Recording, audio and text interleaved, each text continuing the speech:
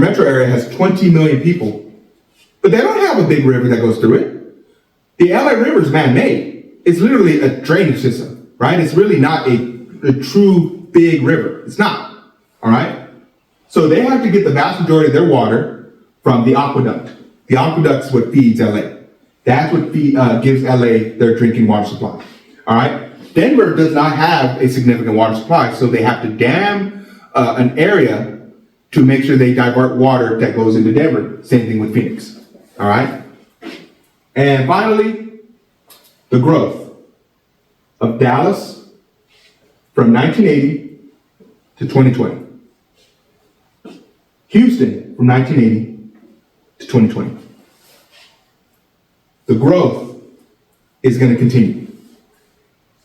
You're going to see the growth, these habits that developed in the 70s and 90s, and the things that still affect us to this day, that was started in the 70s, 80s, and 1990, that still affect us to this day. This conservative movement, this conservative push, the push for drilling. You know, OPEC, yeah, the lessons from OPEC, where we had that oil embargo. This is why people are pushing to make sure that we drill as much as possible, so we don't ever have to be in that situation again, where we have to worry about an embargo like that, where we don't have to worry about Middle Eastern countries having us over a literal barrel of oil, right?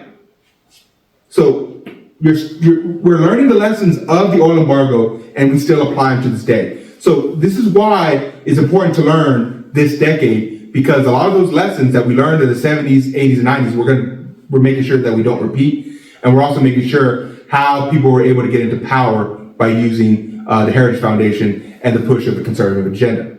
You're learning that in this decade. So I want to thank y'all very much.